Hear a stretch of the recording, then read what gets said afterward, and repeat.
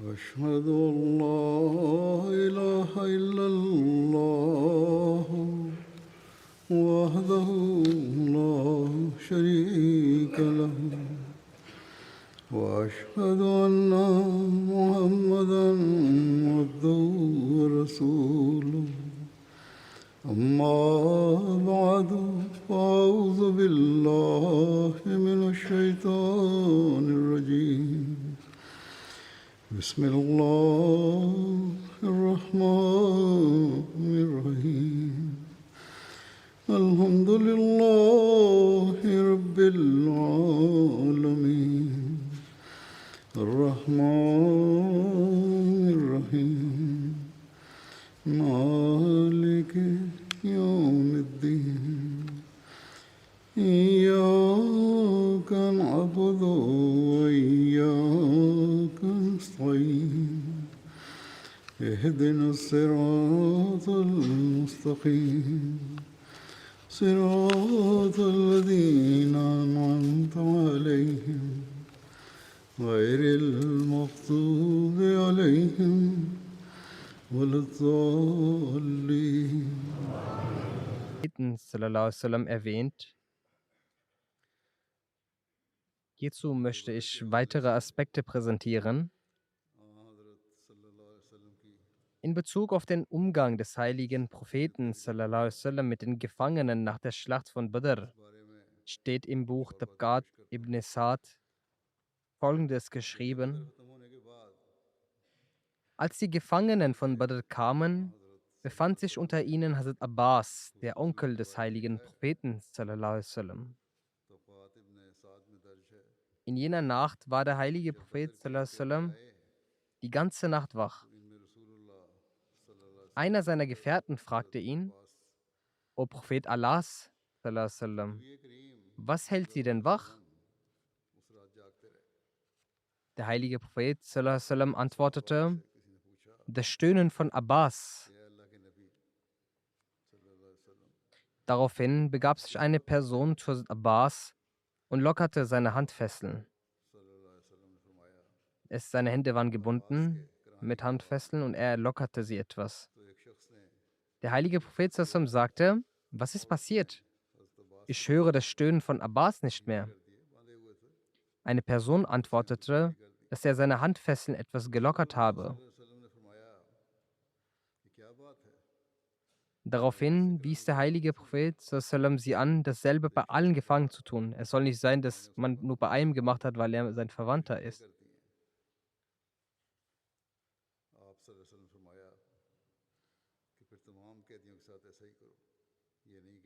Über die Einzelheiten der Gefangenen von Badr schreibt Hazrat Mirza Bashir Ahmad Sahib Radhiyallahu anhu in seinem Buch Sayyid Khatamun Nabiyyin. Der heilige Prophet Sallallahu alaihi wasallam verweilte 3 Tage lang im Tal von Badr. Während dieser Zeit wurden die Märtyrer bestattet und die Verletzten wurden gepflegt.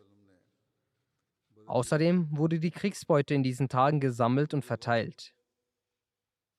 Es gab insgesamt 70 Gefangene von den Ungläubigen, die gefangen genommen wurden und fürsorglich in die Obhut verschiedener Muslime übergeben wurden.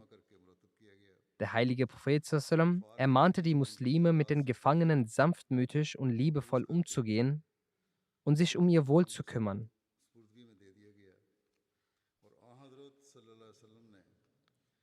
Die Gefährten, die Sahaba, die immer bestrebt waren, die Wünsche ihres geliebten Meisters stets zu erfüllen, setzten diese Anweisung des Propheten sallallahu alaihi wasallam so vorbildlich um, dass es dafür kein vergleichbares Beispiel auf der Welt gibt.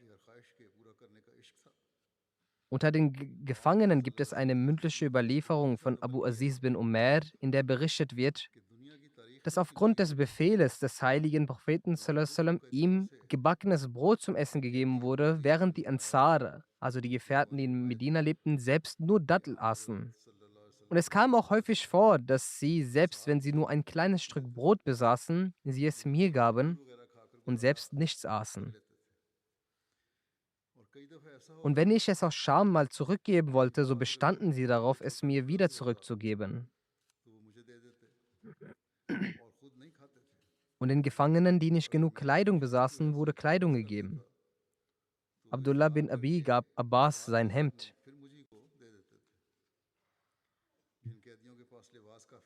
Sir William Muir beschreibt den mitfühlenden Umgang der Muslime mit den Gefangenen in folgenden Worten. Er schreibt: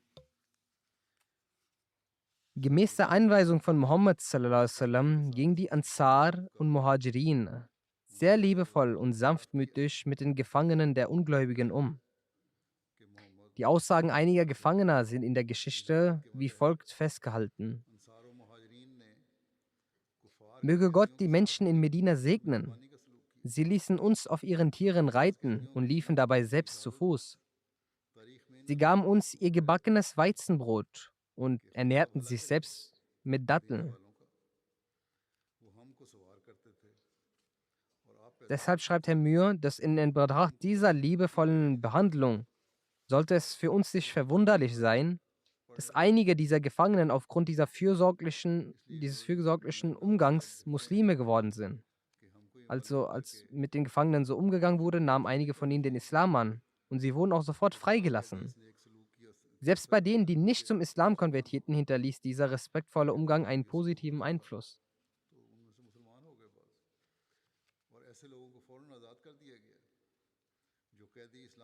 Über die Wichtigkeit und den Auswirkungen der Schlacht von Badr heißt es, als Hazrat Abdullah bin Rawaha und Hazrat Zaid bin Harsa mit der frohen Botschaft des Sieges in der Schlacht von Badr in Medina ankamen und sie verkündeten, so bestritt dies der Feind Allahs Gab bin Ashraf, der Jude. Er sagte, dass wenn Muhammad sallallahu alaihi wasallam diese großartigen Stammesführer getötet hat, so ist es besser, unter der Erde zu leben, als auf der Erde. Das heißt, mit anderen Worten, er drückte seine Vorliebe für den Tod aus, anstatt weiterzuleben. Allama Shibli Nomani schreibt in seinem Buch über die Auswirkungen der Schlacht von Badr: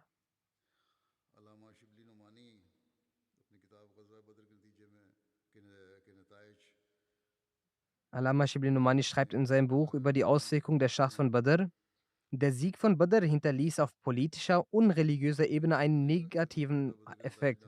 In Wahrheit aber war dies der erste Schritt des Erfolgs des Islam. Alle großen Fürsten der Quraysh, von denen jeder einzelne auf dem Weg des Fortschritts des Islam als eine metallene Wand dastand, wurden vernichtet.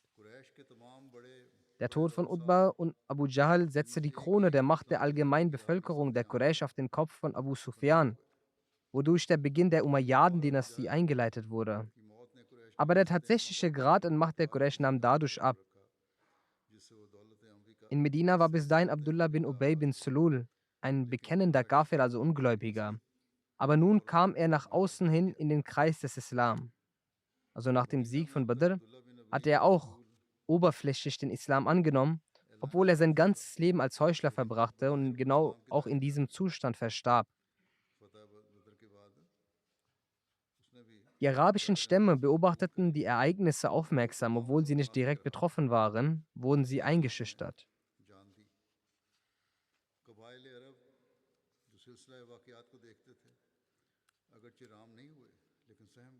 Viele Stämme nahmen zwar nicht den Islam an, aber als sie den Sieg sahen, wurden sie verängstigt. Sie hörten auf, gegen die Muslime vorzugehen oder hatten Angst. Durch diese günstigen Umstände begann auch eine Revolution in den ungünstigen Möglichkeiten. Mit Juden wurde ein Abkommen getroffen, dass sie in jeder Angelegenheit alliiert bleiben werden. Dieser überragende Sieg hat in ihnen das Feuer der Habsucht entfacht und sie konnten dies nicht unterdrücken.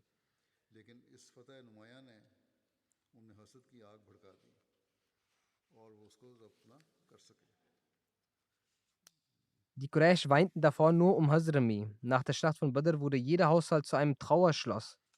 Jedes einzelne Kind von Mekka sehnte sich nach Vergeltung für die Verstorbenen der Schlacht von Badr. Demnach waren das Ereignis von Suwaik und die Schlacht von Uhud Phänomene dieses Eifers.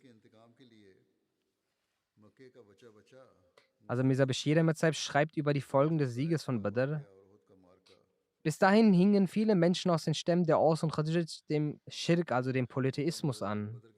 Der Sieg von Badr löste eine Bewegung unter diesen Menschen aus und als sie diesen großartigen, außergewöhnlichen Sieg sahen, wurden viele von ihnen von der Wahrheit des Islam überzeugt. Daraufhin begannen Polytheisten aus Medina immer weniger und weniger zu werden mit großer und schneller Anzahl. Aber es gab unter ihnen auch welche, in denen im Herzen der Sieg des Islam in Badr Hass und Eifersucht etabliert hatte und ein Feuer des Grolls entfacht hatte. Da sie es für unklug hielten, sich offen zu widersetzen, nahmen sie den Islam zwar äußerlich an, versuchten ihn aber von innen heraus zu zerstören und schlossen sich der Partei der Heuchler an. Der prominenteste unter ihnen war und bekannteste war Abdullah bin Ubay bin Sulul, der ein sehr angesehener Stammesführer der Khazraj war. Als der heilige Prophet sallam in Medina ankam, verlor er damit seine Stammesführerschaft und war deswegen sehr betrübt. Und nach der Schlacht von Badr wurde er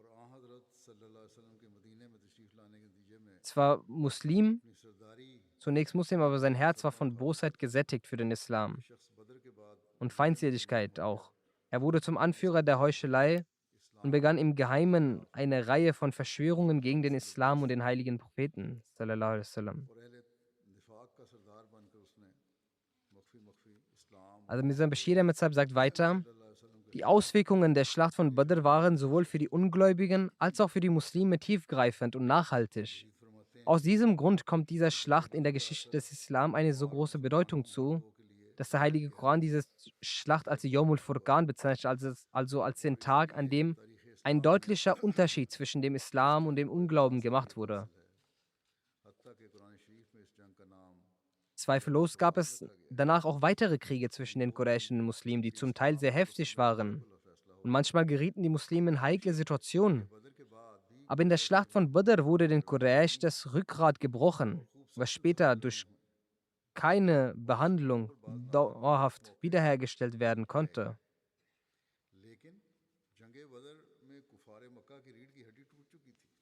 Was die Zahl der Opfer betrifft, war es keine wirklich große Niederlage. Der Tod von 70 oder 72 Kriegern kann bei einem Volk wie den Quraysh keineswegs als nationale Katastrophe angesehen werden. In der Schlacht von Uhud war dies auch die Anzahl der muslimischen Opfer.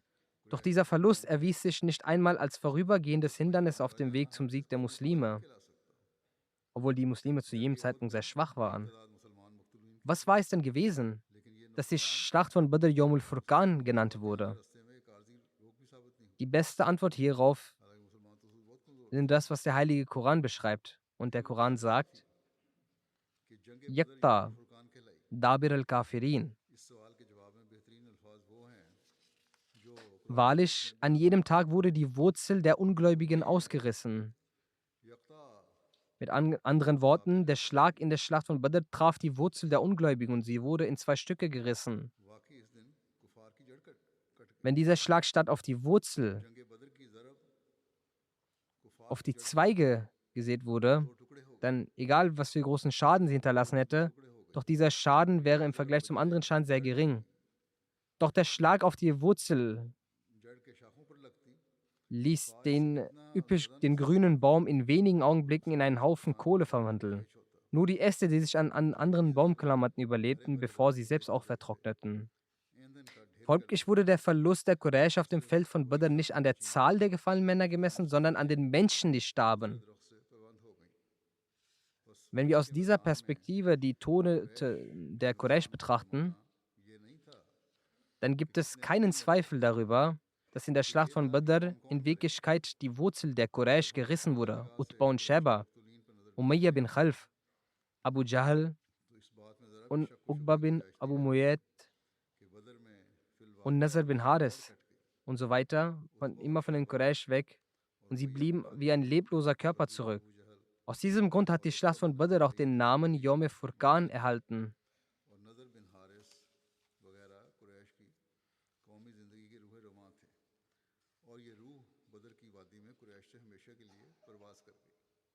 Hazrat Muslim Anhu hat auch diesbezüglich geschrieben. Es war diese Schlacht gewesen, die der Heilige Koran die Allah im Heiligen Koran Yawm Furqan nannte. Und es war auch diese Schlacht gewesen, in der die Stammesführer der Araber, die ihre Heimstätte verlassen, mit dem Anspruch gezogen sind, dass sie für immer den Namen des Islams vernichten werden, selbst vernichtet wurden. Und sie wurden auf solch eine Weise vernichtet, dass es heute keinen Anhänger mehr von ihnen gibt. Und wenn es jemanden geben sollte, dann empfindet er anstelle von Stolz Scham dafür, sich zu ihnen zu bekennen. Kurzum, in dieser Schlacht bescherte Allah den Muslimen einen großartigen Erfolg.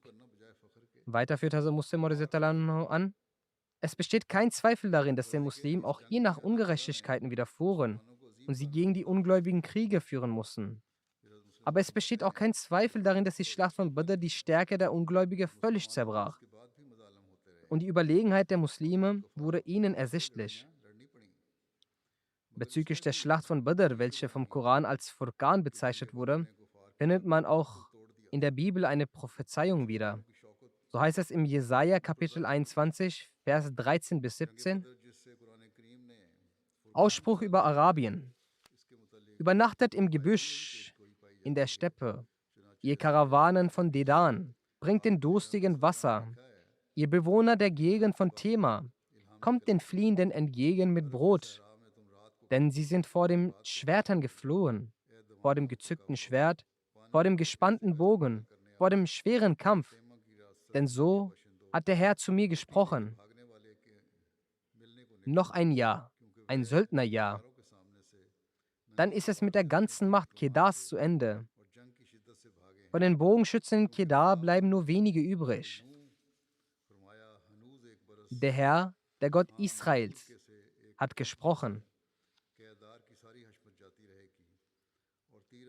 Hazrat Muslim führt an: In diesem Buch des Propheten Jesajas wurde prophezeit, dass genau ein Jahr nach der Auswanderung, nach der Hijra in Arabien, eine solche Schlacht stattfinden wird, in welcher die gesamte Macht Kedars dem Erdboden gleichgemacht wird.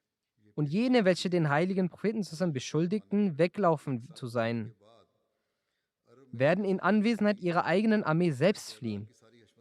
Und die Situation dabei wird sein, dass die Leichen ihrer Kommandanten und Generäle noch auf dem Schlachtfeld liegen bleiben werden. So wird das Tal Mekka letztlich seine Generäle verlieren, sein ganzes Ansehen einbüßen, welches zuvor genossen wurde. Auf die gleiche Weise hat der Heilige Koran mit den Berichten über eine 11. Nacht prophezeit, dass genau nach einem Jahr nach der Auswanderung die gesamte Stärke der Ungläubigen zerschlagen wird und für die Muslime wird ein Morgen des Sieges und Erfolges anbrechen. So fand genau nach einem Jahr die Schlacht von Badr statt, in welcher die bedeutenden Anführer der Quraysh getötet wurden und den Muslimen ein deutlicher Sieg über die zuteil wurde. Sehet, nach der Ankunft in Medina sind bis zum ersten Ramazan 10 Jahre dieser Prophezeiung vergangen. Und mit dem Ramazan begann das 11. Jahr.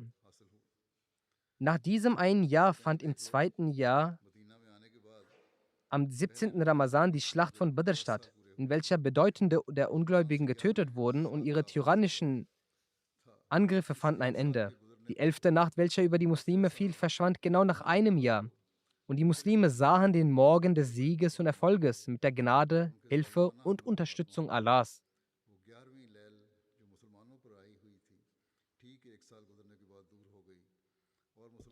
Bezüglich der Erhabenheit der Gefährten, die an der Schlacht von Badr teilnahmen, steht geschrieben, dass Hazrat Gabriel zum heiligen Propheten sallallahu alaihi wasallam kam und ihn fragte, welchen Rang er den Muslimen, die an der Schlacht von Badr teilnahmen, zuerkannte. Der heilige Prophet sagte, dass sie die besten Muslime seien oder sagte solch ähnliche Worte. Der Engel Gabriel sagte, dass dies auch für die Engel gelte, die an der Schlacht teilgenommen hätten. Das Ereignis, welches ich jetzt anführen werde, wurde zwar schon vorher in Zusammenhang mit dem Leben von Hazrat Ali erwähnt, aber aufgrund seiner Wichtigkeit führe ich es nun erneut auf. Ubaidullah bin Abi Rafi berichtet,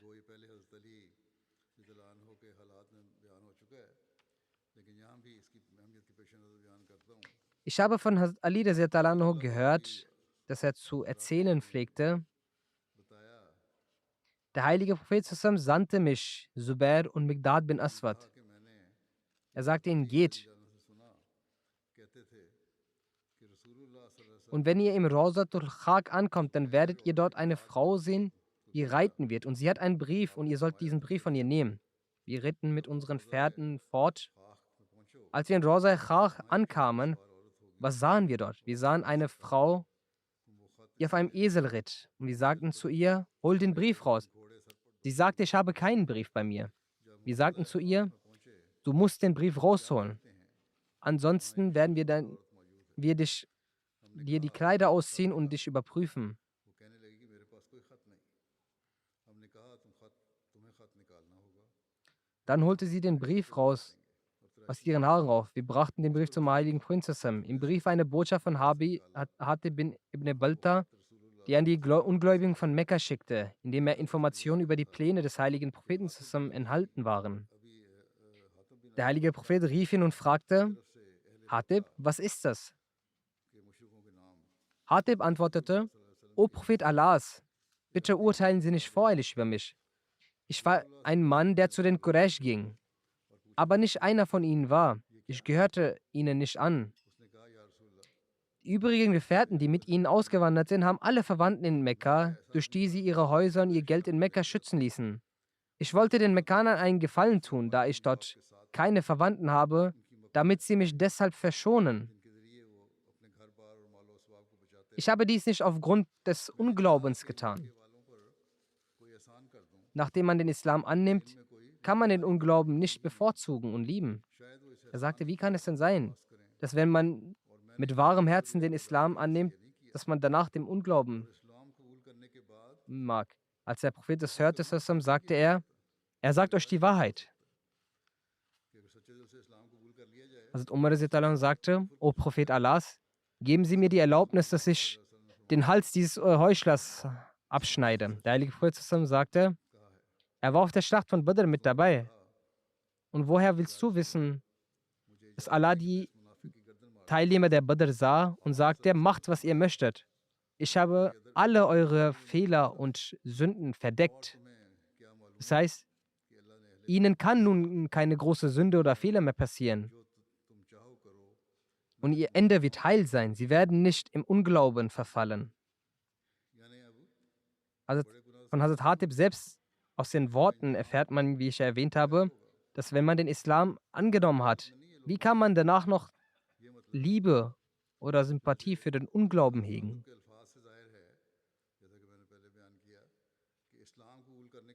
Hazrat Abu Huraira berichtet, dass der heilige Prophet sagte,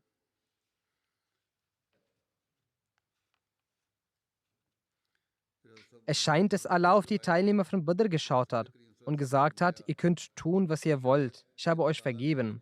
Also außer dem Unglauben wird der übliche Fehler und Sünden von ihnen vergeben. In anderen Worten hat Allah ihnen die Garantie gegeben, dass diese Menschen niemals dem Unglauben verfallen werden und sie ein gutes Ende haben werden. Auch das ist eine Bedeutung. Wenn ihnen also Fehler oder kleine Sünden begehen, dann, weil sie aus menschlicher Schwäche dies tun und Allah wird diese vergeben. Die Mutter der Gläubigen, Hazrat Hafsa anha, berichtet, dass der heilige Prophet sagte, ich gehe davon aus, dass die Teilnehmer von Badr und Hudaybiyah keine, so Gottes will, in das Höllenfeuer eintreten werden. Ich sagte, O Prophet Allahs, hat Allah etwa nicht gesagt, wa in minkum illa wariduha kana ala rabbika man maghziya. Das bedeutet, keiner unter euch, der nicht dahin kommen wird. Das ist ein endgültiger Erlass bei deinem Herrn. Der heilige Prophet sagte, hast du nicht die Aussage von Allah gehört? Summa nunajjil lazina zinattaqaw. Summa nunajjil lazina taqaw wa nazru zalimina fiha jisiya. Das heißt, dann werden wir die Gerechten erretten, die Freveler aber werden wir darin belassen auf den Knien.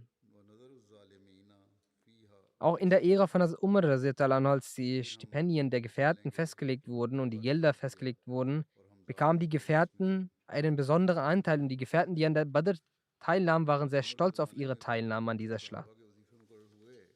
So schreibt Herr Wilhelm Möhr, dass die Gefährten, die an der Badr-Schlacht teilnahmen, die angesehensten in der islamischen Gesellschaft waren. Saad bin Abi Waqas, als er im Alter von 80 Jahren starb, sagte er, holt mir das Kleid, das ich am Tag von Badr getragen habe, und das habe ich für den heutigen Tag aufbewahrt. Das war jener Saad gewesen, der während der Schlacht von Badr noch ein Jugendlicher war und durch den der Iran eingenommen wurde und der Gouverneur und der Gründer von Kufa war. Für ihn waren diese Ehren und diese Besonderheiten im Vergleich zu der Teilnahme an Badr nichts gewesen.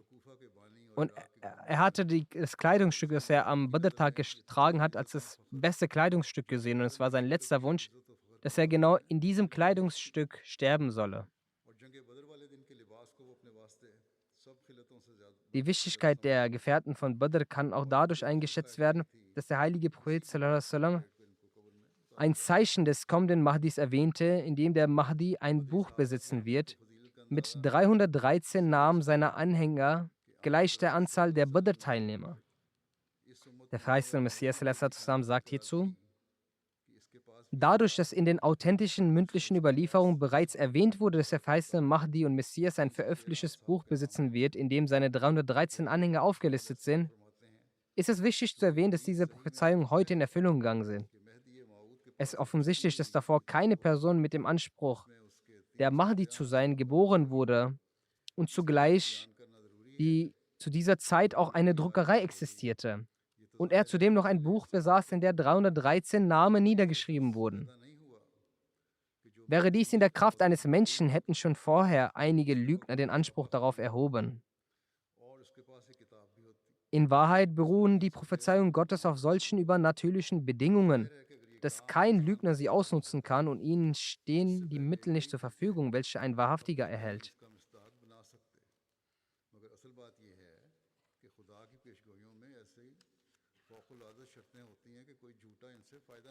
Der verheißene Messias sagt weiter, Sheikh Ali Hamza bin Ali Mulk at-Tusi schreibt in seinem Buch Jawarul Asrar. Das Buch hat er im Jahre 840 Hijri verfasst über den verheißenen Mahdi. Er schreibt folgendes. Die Übersetzung davon lautet: Der Mahdi wird aus einem Dorf namens Qada kommen. Qadian ist eigentlich aus diesem Namen entsprungen. Dann sagt er weiter, dass Gott diesen Mahdi unterstützen wird und von weitem seine Freunde versammeln wird, die gleich auf mit den Badr-Anhängern zählen werden. Sprich, sie werden 313 sein. Zudem wird sich ihr Aufenthalt und Charakter in einem veröffentlichten Buche befinden. Offensichtlich hat sich dies zuvor nicht ergeben, dass jemand den Anspruch erhebt, den Mahdi zu sein. Und zugleich noch ein veröffentlichtes Buch, in dem die Namen seiner Freunde eingetragen sind. Allerdings habe ich schon zuvor in einer Kamalate Islam 313 Namen eingetragen und werde nun wieder als vollkommenen Beweis 313 Namen und auflisten. Das alles hat der verheißene Messias sallallahu alaihi wasallam in seinem Buch Anjame Atam erwähnt.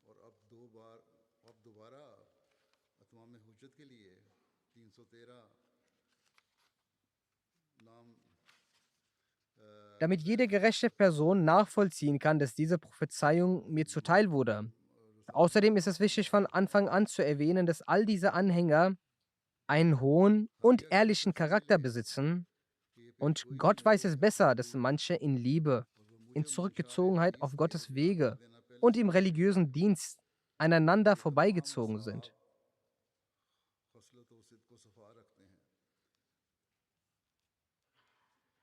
Nun seht, diese 313 Loyalen, die in diesem Buch aufgelistet sind, sind fürwahr eine Bestätigung dieser Prophezeiung, die in den mündlichen Überlieferungen des heiligen Propheten Sassam erwähnt ist. In der Prophezeiung kommt auch das Wort Qada vor, welches deutlich auf Qadian hinweist. Die Grundthematik dieser Überlieferung ist, dass der verheißene Mahdi in Qadian geboren wird und er ein veröffentlichtes Buch besitzen wird, in der 313 Namen seiner Freunde erwähnt werden. Jede Person kann nun verstehen, dass es nicht in meiner Macht stand, den Namen meines Dorfes Qadian in diesen Büchern niederzuschreiben, die schon tausende Jahre vor dieser Zeit in der Welt veröffentlicht wurden. Noch habe ich das Werkzeug für den Druck erfunden, damit man denken konnte, ich habe aus diesem Grund in diesem Zeitalter die Druckerei erfunden. Sagt, ich habe ja nicht die Presse erfunden. Noch lag es in meiner Macht, 313 aufrechte Anhänger zu erschaffen. All diese Mittel hat Gott der Erhabene selbst erschaffen, damit er die Prophezeiung seines geehrten Propheten erfüllt.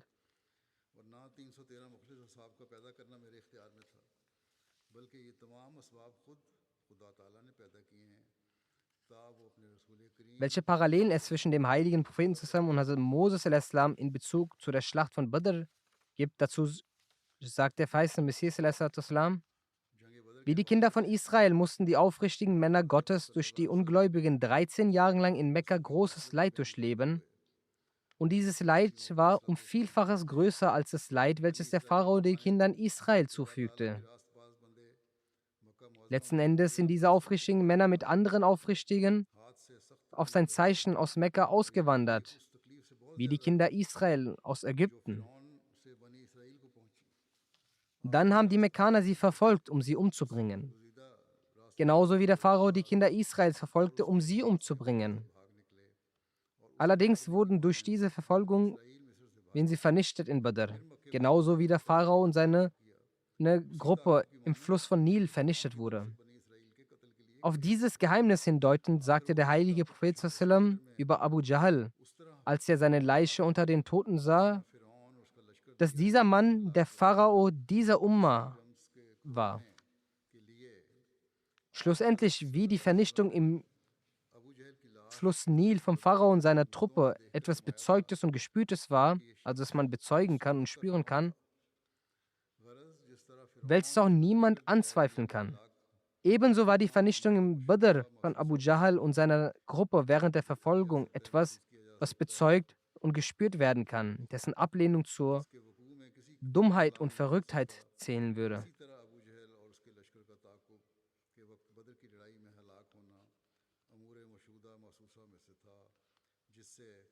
Die Israelis, also die Diener des Herrn, die unser Meister und Führer von der Unterdrückung Mekkas befreit hat, so haben diese nach der Begebenheit von Badr genauso gesungen, wie die Kinder Israels diese bei dem Fuße des Nilflusses gesungen haben.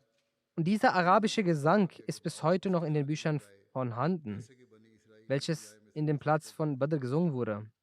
Dann sagt der verheißene Messias: Jenes Abbild, welches in dem Buch Deuteronomium, also dem 5. Mose in der Tora erwähnt wurde, so ist es derselbe Prophet, der durch Gott Hilfe erfahren hat, welcher mit seiner Gemeinde durch das Ertragen von 13 Jahren Leid, und nachdem diese jede Drangsal gesehen haben, letztendlich mit seiner Gemeinde geflohen und dann wurde er verfolgt und in der Schlacht von Badr wurde er schlussendlich in einigen Stunden die Entscheidung gefällt.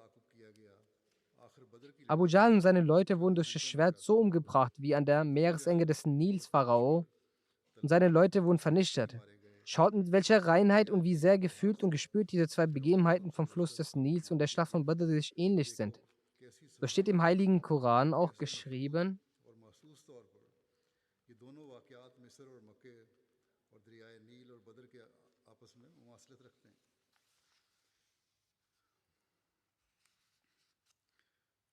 Walakat Nasara lakumullahu bi Badrin wa antum azilla.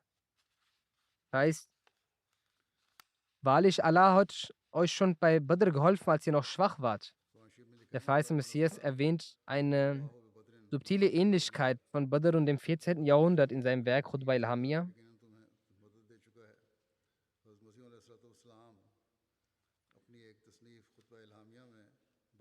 Die Urdu-Übersetzung davon ist folgendermaßen: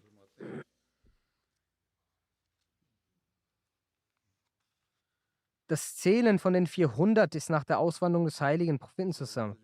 Damit das Versprechen sich erfüllt, dass der Glaube obsiegt, also dieses bei dem Wort Gott von Gott, was bedeutet, wahrlich, Allah hat euch schon bei Badr geholfen, als ihr schwach wart. So schaut auf diesen Vers mit euren Augen, denn dieser Vers weist auf zwei Badr hin. Erstens jenes Badr, das für die Hilfe der Früheren kam, und das andere Badr, das für die Nachkommenden ein Zeichen ist. So ist kein Zweifel darin, dass dieser Vers einen subtilen Hinweis auf das kommende Zeitalter macht, welches nach der Auffassung eine Nacht des Vollmondes ist, und diese kommt nach 1400 Jahren. Dies ist auch als eine Metapher bei Allah, die Nacht des Vollmondes.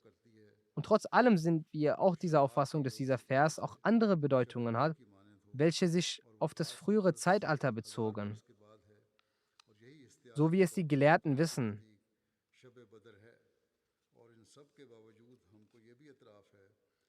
Denn dieser Vers hat zwei Richtungen und die Hilfe entspricht auch der Hilfe, die zweimal kommt. Ebenfalls gibt es zwei Badr. Ein Badr hat mit dem vergangenen Alter zu tun und der andere Badr hat mit dem kommenden Zeitalter zu tun. Nun, wo diese Menschen die Demütigung ereilt hat, wie ihr es in diesem Zeitalter sehen könnt, und der Islam wie ein Neumond vom Neuen begann, und es war vorbestimmt, dass er zum Ende hin des Zeitalters zu einem Vollmond wird, durch den Befehl Allahs, so hat die Weisheit Allahs gewollt, dass der Islam wie der Vollmond aussieht, welcher dann auch dem Vollmond ähnelt. So hat Allah in diesem Wort darauf hingewiesen, Walakad Nasara bi Badrin. Wahrlich, Allah hat euch schon bei der Badr geholfen. So schaut genau in dieser Sache und seid nicht unachtsam. Zweifelsfrei ist hier das Wort Lakad Nasarakum, also er hat euch geholfen, in der Bedeutung von Yansurukum, also dass er hilft euch, so wie es die Erkenntnisreichen auch wissen. So hat Allah für den Islam nach 2 Demütigungen auch 2 Ehren gelegt. Anders als den Juden hat er für diese 2 Ehren nach 2 Demütigungen festgelegt. So wie ihr in der Sure der Bani Israel die Geschichte der ungehorsamen Tyrannen lest. Nun hat Allah für diese in diesem Wort von sich ein Versprechen gegeben. Usina lillazina yuqataluna bi annahum zulimu. Wa inna Allaha ala nasrihim lakadir. Ala nasrihim, damit wurde gesagt, für ihre Hilfe bedeutet es, dass er daraufhin hingewiesen hat, dass durch die Hand der Gläubigen die Strafe auf die Ungläubigen herabkommen wird. So ist dieses Versprechen Allahs am Tage von Badr in Erfüllung gegangen. Und die Ungläubigen wurden von den scharfen Klingen der Muslime getötet. Dann sagt der verheißene Messias, in diesem 14. Jahrhundert wandelt sich alles so, wie es bei Badr war. Dafür sagt Allah, der Erhabene, Walakad nasarakumullahu bi Badrin, wa antum azilla. So ist in diesem Vers auch eine Prophezeiung beabsichtigt. Das heißt, wenn im 14. Jahrhundert der Islam schwach und gebrechlich sein wird, so wird Allah darüber gemäß seines Versprechens den Schutzes ihm helfen. Der verheißene Messias sagte, nun schaut, dass den Gefährten in der Schlacht von Badr Unterstützung und Hilfe gegeben wurde. Und es wurde gesagt, dass diese Hilfe in eine solche Zeit gegeben wurde, wo sie noch wenige waren. In diesem Krieg wurde der Unglaube beendet. In solch einem erhabenen Zeichen von Badr wurde für die Zukunft auch ein Zeichen festgelegt. Und man sagt zu Badr auch den Mond der 14. Nacht. So ist darin ein Zeichen, dass Allah im 14. Jahrhundert Unterstützung gewähren wird. Und dieses 14. Jahrhundert ist jenes Jahrhundert, wofür auch die Frauen sagten, dass das 14. Jahrhundert wird Segen mit sich bringen. Die Worte Gottes haben sich erfüllt und in diesem 4. Jahrhundert ist gemäß dem Willen Allahs der Schattenprophet Ahmeds erschienen. Und der bin ich. Er sagt, der verheißene Messias sagt über sich, in diesem erschien Ahmed und dieser bin ich, der im Ereignis von Badr vorhergesagt wurde, dem der heilige Prophet seinen Friedenskurs ausrichtete. Doch bedauerlicherweise, als jener Tag kam und der Vollmond erschien des 14. Tages, wurde er als Geschäftemacher und selbstsüchtig bezeichnet. Bedauernswert sind jene, die ihn erlebten und nicht erlebten, die Möglichkeit hatten, ihn aber nicht anerkannten. Sie starben. Jene, die einst auf den Kanzeln der Moscheen stiegen und weinten, dass im 14. Jahrhundert dies geschehen wird, aber es verpassten, da sie jetzt auf die Kanzel steigen und sagen, dass derjenige, der erschienen ist, ein Lügner ist. Was ist los mit ihnen? Warum schauen sie und denken sie nicht darüber nach, dass Allah auch damals offensichtliche Hilfe sandte? Und diese Hilfe war die Unterstützung von Azilla, von schwachen Menschen, als diese nur 313 Männer auf dem Schlachtfeld waren und insgesamt nur 2 oder 3 Holzschwerter besaßen. Und von diesen 313 Menschen noch viele Jugendliche und Kinder waren. Was wäre denn eine noch schwächere Lage als diese? Auf der anderen Seite befand sich eine große Truppe und sie alle waren elitäre und kriegserfahrene Kämpfer und Erwachsene. Auf der Seite des heiligen Propheten befand sich kein sichtbares Material. Zu dieser Zeit betete der heilige Prophet an seinem Platz, Allahumma alakta hazil esabata lantobada fil ardi abada. Das heißt, O Allah, wenn du heute diese Gemeinde sterben lässt, dann wird es keinen mehr geben, der dich anbeten wird. Hört, wahrlich, ich sage euch ebenso, dass wir heute die gleiche Situation wie in Badr erleben. Allah bereitet genauso eine Gemeinschaft vor. Die gleichen Wörter von Badr, also Vollmond, und Azilla, also schwache Leute, sind vorhanden. Die Zahl 14 hat eine große Relevanz. Der Mond des 14. Jahrhunderts wird voll. Genau darauf hat Allah auch hingewiesen. وَقَدْ نَصَرَكُمُ اللَّهُ بِبَدْرٍ وَأَنْتُمْ أَذِلَّةٌ. Es gab ein Badr zur Zeit des heiligen Propheten, als er gegen seine Feinde siegte. Auch jener Zeit war die Gefolgschaft des Propheten klein. Und nun gibt es eine Badr, also die Zeit des verheißenen Messias. Über die Offenbarung des verheißenen Messias, das vergisst die Begebenheit der Schlacht von Badr nicht, schreibt Hazrat Ghazi Abdurrahim in seinem Tagebucheintrag vom 17. Februar 1904. Heute Nacht hat der verheißene Messias einen Traum erzählt, dass jemand sagte, die Begebenheit der Schlacht von Badr nicht zu vergessen. Möge Allah uns befähigen, den besonderen Verständnis über die Schlacht von Badr in uns zu erfüllen. Und mögen wir solche sein, die die Ankunft des wahren Dieners des heiligen Propheten zusammen verstehen. Möge Allah veranlassen, dass auch die muslimische Gemeinschaft, die Umma, die Wahrheit hinter diesem Ereignis von Badr versteht und den verheißenen Messias erkennt, der zu Diensten des heiligen Propheten zusammen erschien, damit die Muslime wieder in die Lage kommen, ihre verlorene Größe erneut zu erlangen.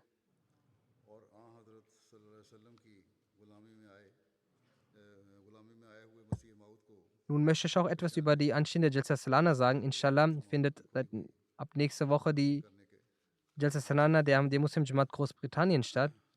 Dieses Jahr werden inshallah nach 3- bis 4-jähriger Pause wieder eine große Anzahl von Außengäste nach England kommen. Die Ankunft der Gäste hat auch schon bereits begonnen.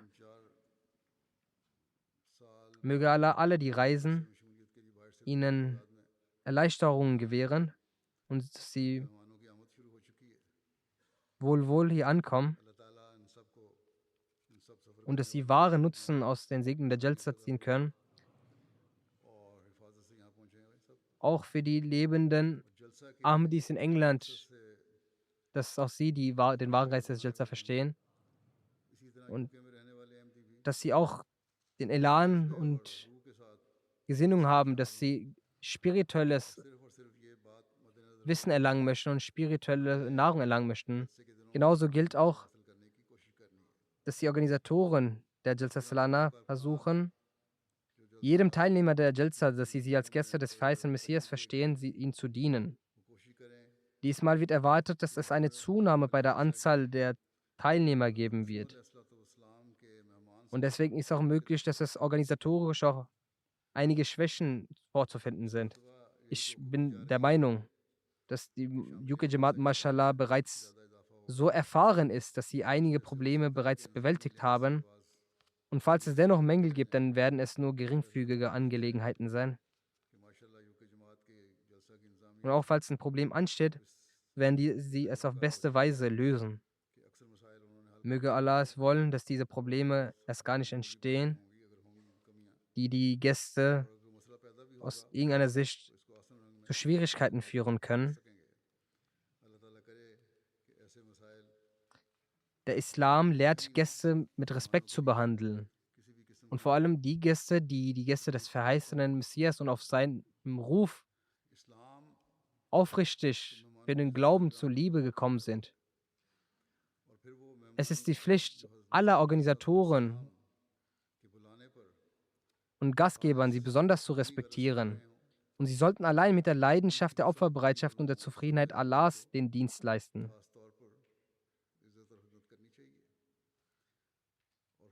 Was ist die Lehre des Islam bezüglich der Gastfreundschaft zu Besuchern? Der heilige Prophet sallam, sagte bei einer Angelegenheit bezüglich seiner Erwartungen an uns für den Dienst der Besucher: Derjenige, der an Allah und an den jüngsten Tag glaubt, sollte seinen Besuchern respektvoll ehren. In den Tagen der Jalsa kommen Menschen aus verschiedenen Ländern und unterschiedlichen Gemütsarten. Und manchmal wird es schwierig, wie man diese ihrem Gemüt entsprechend auch auf sie achtet. Manchmal sagt der Besucher aufgrund seines Gemüts auch solche Sachen oder er drückt etwas aus, dass es für ein Duty-Mitglied oder einen Unterstützer der Jamaat zum Behagen wird.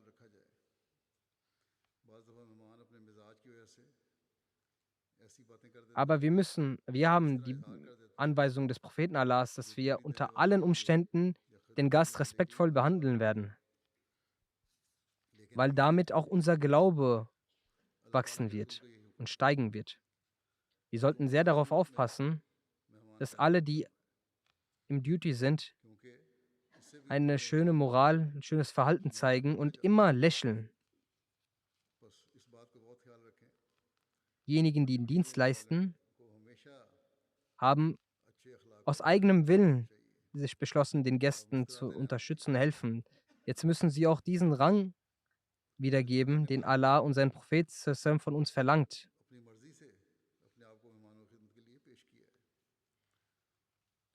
Für ein gutes Verhältnis, welchen Rang müssen wir haben? Was sagt der Islam dazu?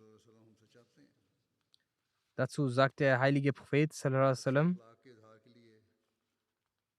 dein Lächeln vor deinem Bruder ist eine Wohltat für dich.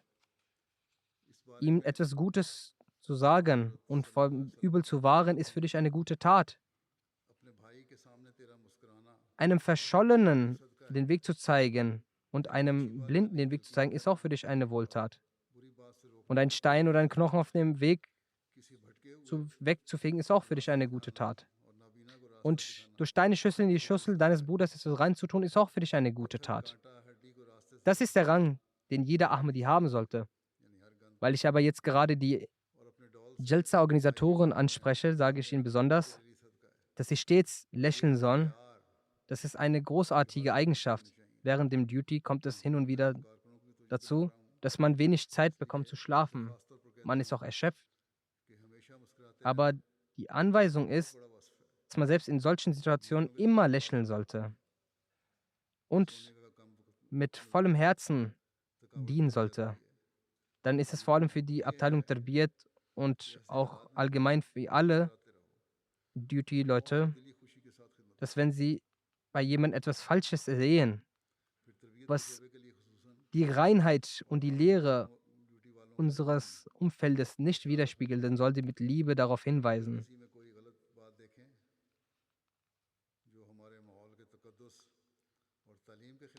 Dann geht es um die Sauberkeit bzw. Wegweisen. Also auch dafür gibt es Teams, die den Weg weisen. Es gibt auch verschiedene Schilder, die angehängt werden, wo auch Anweisungen draufstehen und noch Zeichen, wohin man hin muss.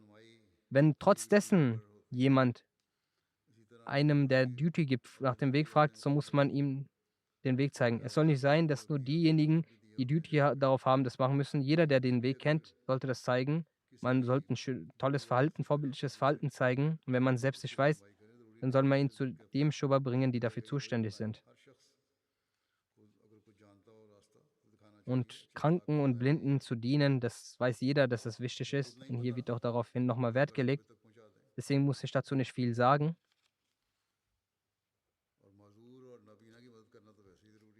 Wenn ein Gast auf den Straßen oder irgendwo anders eine Tüte oder Plastikmüll hinterlässt, auch wenn es eine Abteilung für Sauberkeit gibt und auch durchgehend sauber macht, wenn jeder Mitarbeiter irgendwo Dreck oder Müll sieht, soll er versuchen, die selbst zu heben und versuchen, in einen Mülleimer in der Nähe wegzuwerfen. Und auch die Organisatoren sollten an verschiedenen Stellen Mülleimer hinstellen.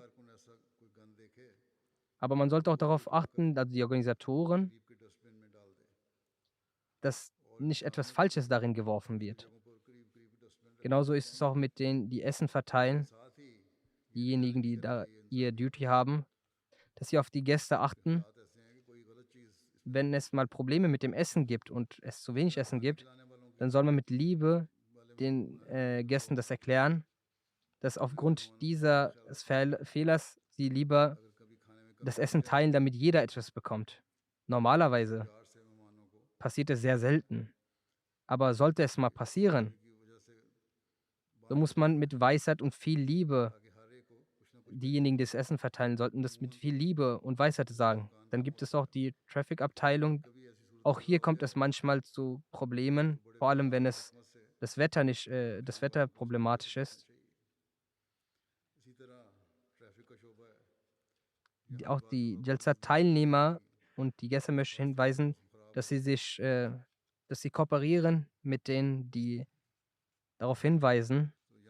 Und auch die Arbeiter und die Nasmin sollen mit einem wundervollen Verhalten das mitweisen. Und jeder soll versuchen, dass er die Anweisung des heiligen Propheten sallallahu umsetzt, dass man stets lächeln soll. Möge Allah allen Arbeitern der Jalsa ermöglichen, ihre Verantwortung auf beste Weise zu erfüllen und dass die Jalsa in jeder Hinsicht segensreich ist. Jeder Ahmadi sollte besonders für den Erfolg der Jalsa beten. Möge Allah der Allmächtige uns dazu befähigen.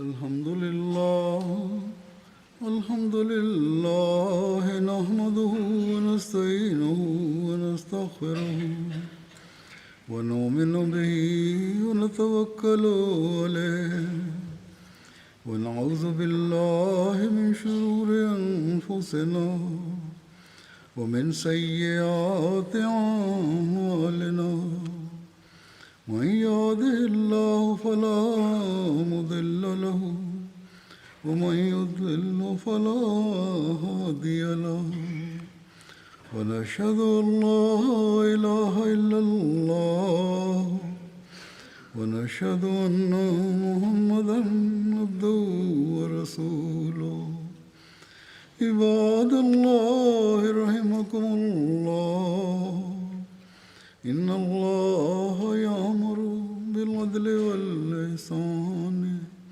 وإيتاء ذي القربى وينهى عن الفحشاء والمنكر والبغي يعظكم لعلكم تذكرون اذكروا الله يذكركم وادعوه يستجب لكم ولذكر الله أكبر